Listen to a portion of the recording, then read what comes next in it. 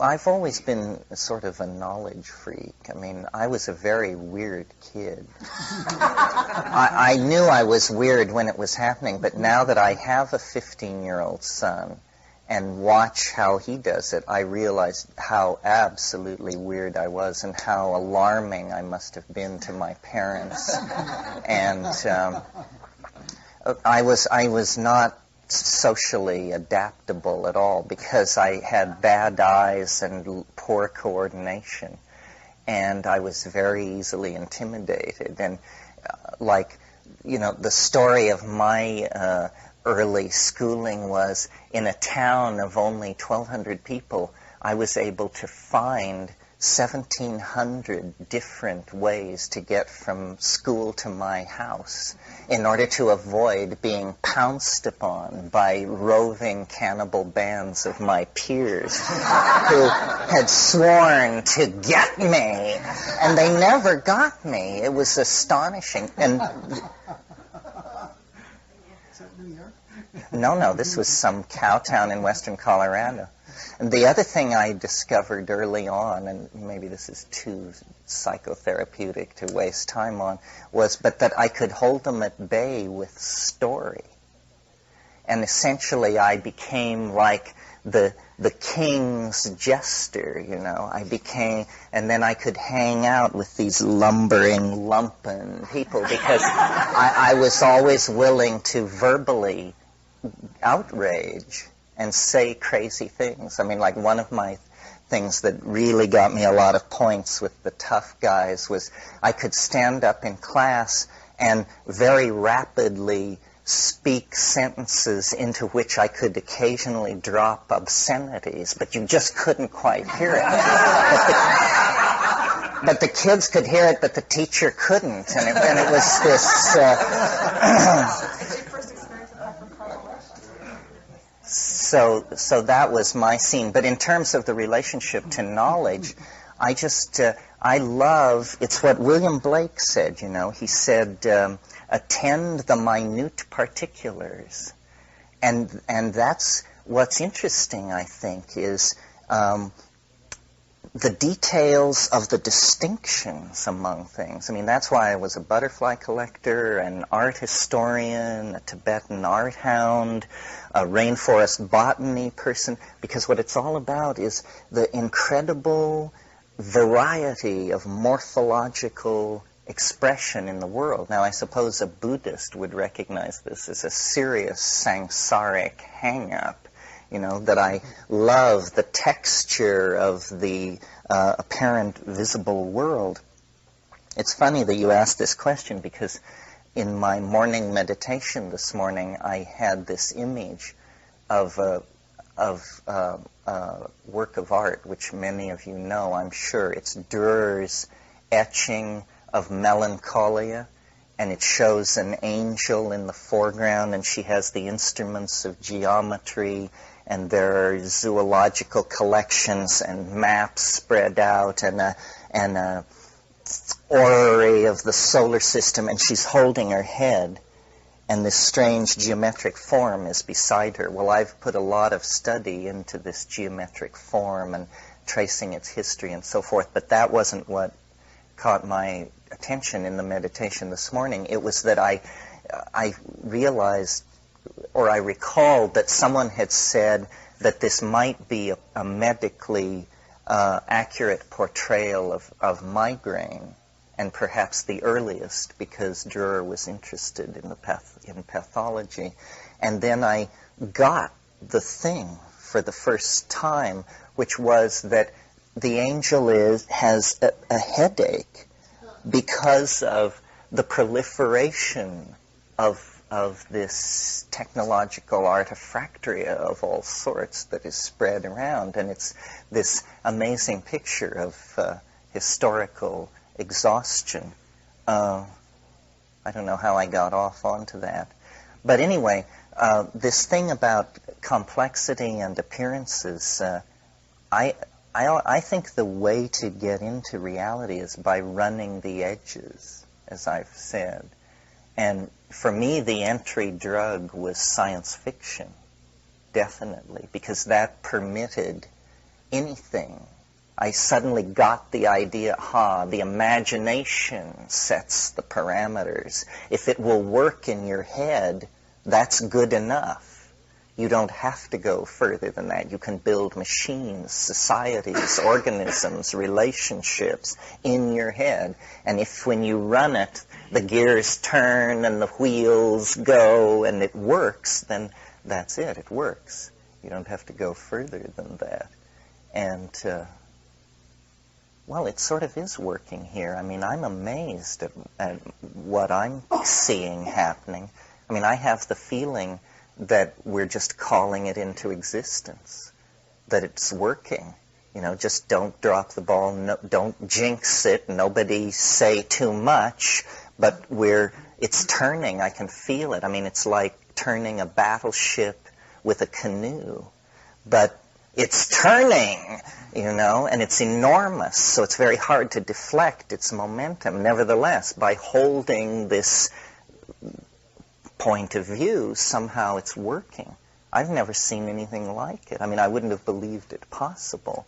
It is that the world is made of language. And it is that by a certain act of contained concentration, if you are with the Tao, it begins to shed its secret, or it begins to open ahead of you. What's that thing by W.H. Auden about a glacier rattles in the cupboard, the desert sighs in the bed, and the crack in the teacup opens, a door to the land of the dead. It's that, you know, it is a linguistic structure. You can decondition yourself sufficiently to actually step outside the cultural illusion. It's a breathtaking possibility because nobody knows what's outside the cultural illusion. I mean, you know, Plato got it right. We are chained in a cave watching the flickering shadows of something. But life taken with sufficient seriousness and pushed hard enough at the edges, then this stuff will give itself up to you. And it isn't about belief. It isn't about commitment to guru or dogma or method. It's about observational integrity. It's about witnessing and some kind of primacy of self. In other words, you have to believe that you can tell shit from shinola. And when you say it's shit and they tell you it's shinola, you have to vote with your own side, you know. And it's very interesting. The world is like a labyrinth, or as I said yesterday, it will be mastered by a feat of understanding somehow. It's like a riddle. Yeah. Can you give some advice on how to avoid the pitfalls of mushrooms, the danger of mushrooms? The supply is irregular for those of us that don't have our own botanical garden. From time to time, there are just physical problems. Is there anything practical that you could share? Yeah, well, the very best thing is to grow them. And this is not as difficult as it's been made out to be. And, you know, the dedication of half of a small closet will get you, your friends, and their friends absolutely smashed. And the other thing is, I mean, I'm serious about urging it. It may sound exotic, but if you want to meet the alien and have a relationship with something very strange that loves you, but that is very, you know, a lot different from a house cat, you should grow this stuff. First of all, it's white as the driven snow. Melvillian associations aside, there's something to be said for this. And then it will take rye, which you buy in a health food store for $17 per 100-pound sack, and it will take rye and it will convert it with a 12% efficiency to dried mushrooms. 12% efficiency to dried mushrooms. I mean, this thing is like, it just wants to enslave itself to you. It will work like a dog. I've never seen anything like it.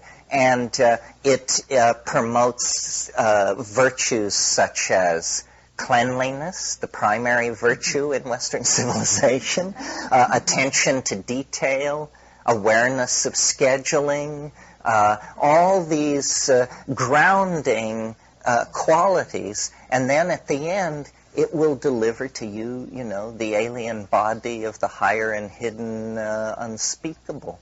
And I suppose I should say that my brother and I wrote a book about how to do this, which you can is around. It's not under the name Mckenna. We did it pseudonymously. It's called Psilocybin, the Magic Mushroom Grower's Guide. But literally, if you want to turn your life into pure science fiction, this is the way to do it, because then you have it, and it's not the dried stuff that's rubbery that only works half the time that costs an arm and a leg. It's the living quintessence of the thing. And my Lord, I mean, from that point, you know, you are your own Magellan, and need take lessons from nobody, because the universe that it opens up to you is so large that really you can be confident you'll see things nobody's ever seen before or will ever see again.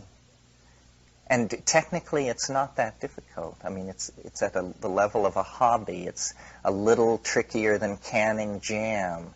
It's up there with growing sprouts in little trays or culturing yogurt or something like that. Yeah. Can you maybe say a couple of words also about DMT and what sort of situation? I haven't had it before, and just as a first time, how to set it up and maybe some ideas on where to...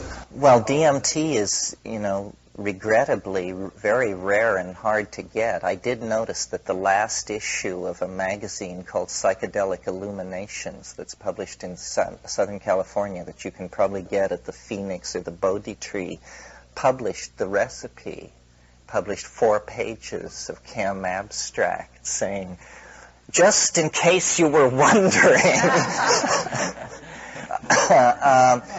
An interesting phenomenon is going on, which is, we haven't talked about this much this weekend, but briefly it goes like this. As many of you probably know, there is a South American hallucinogen called ayahuasca that is orally activated DMT, and it's orally active because it's complexed with a monoamine oxidase inhibitor, in this case harmine, which comes from a large South American vine called Banisteriopsis caapi.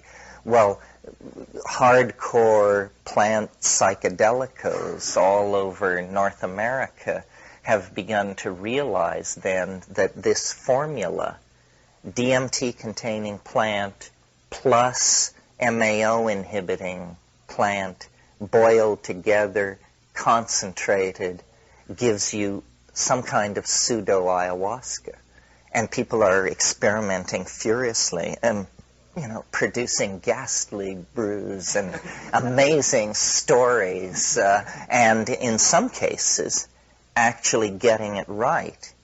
What seems most promising is it was just discovered. Now, here's an example of ethnobotanical progress. It was just discovered about 2.5 years ago that a plant in the American Midwest called Desmanthus illinoisensis, the Illinois bundleweed, a plant that has no particular folk history or anything, it's just a problem plant on the prairie, has more DMT in the root bark than any plant ever measured on this planet. And no history of human usage, although to me it's suggestive that it's called bundleweed, because that suggests medicine bundle. But maybe that's just a coincidence. Anyway, the Indians claim they don't know from it.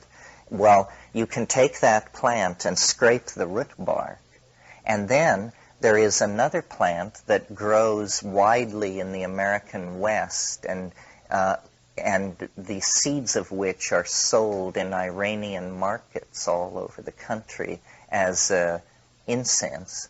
A plant called Pagaman harmala, the giant Syrian rue, and it contains not harmine, but harmaline, which actually is a more hallucinogenic cogener than harmine.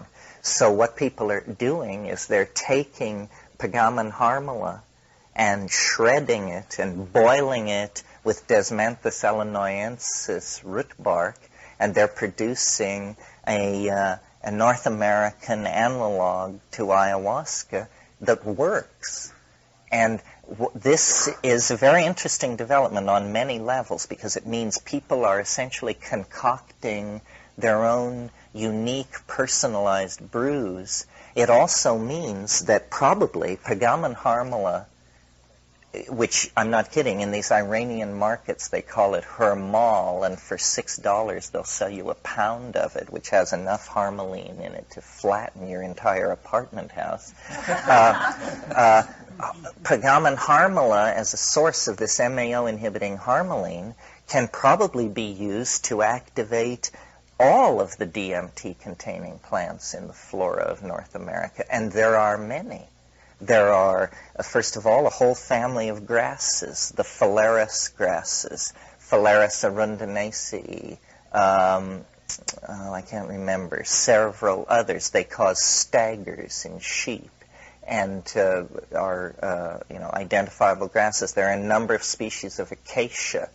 Acacia confusa contains DMT.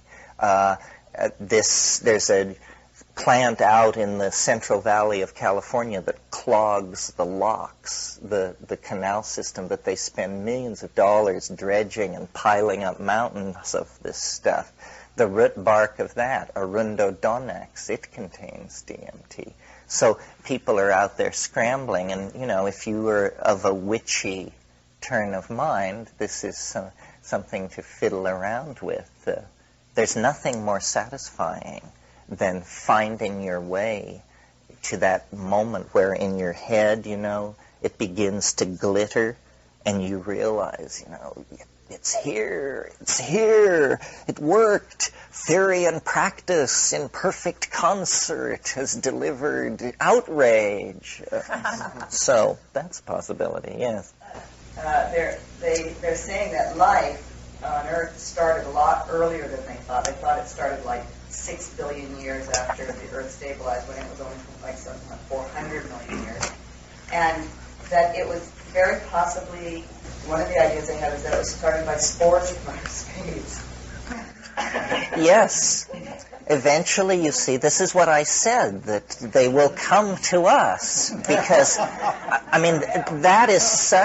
that's almost like a freebie, because it is, all you have to do is just wake up for a moment and realize that, of course, space is not an impermeable barrier to life. It's a tough barrier, but I've been in the Seychelles and in the Hawaiian Islands. These are mid-ocean islands that have been populated by life that has drifted in there. And when you think about the fact that a single Stropharia cubensis mushroom in the sporulation phase, which can last up to 3 weeks, sheds 3 million spores per minute for 3 weeks. One mushroom. So, and then you have, the dynamics of the atmosphere. They pick up off the Antarctic ice shelf chunks of Mars half the size of your head. This is now established that an asteroidal impact on Mars ejected material into Martian orbit that eventually percolated into Earth orbit. And now the way meteorites are prospected for is they eventually put it together that on the Antarctic ice shelf, where the wind is blowing 150 miles an hour most of the year and cutting the ice away, that you could fly, and there's no land. What you eventually would get to is the Antarctic Sea, that you can fly over those ice shelves in helicopters with high-powered binoculars, and any black spot is a meteorite or an asteroid fragment, because what the hell else could it be, And they've like tripled the world's inventory of meteoric material in the last 5 years through this prospecting technique. They have found a whole box full, like 20 different specimens that they are confident are lunar material, ejecta from cometary impact on the moon, but 2 strong candidates for Martian origin. And we're talking about fist-sized donies, So the notion that the percolation of spores and biological material is not possible, I think it will be concluded probably fairly shortly that life originated who knows where and has been percolating out through the universe for a long, long time.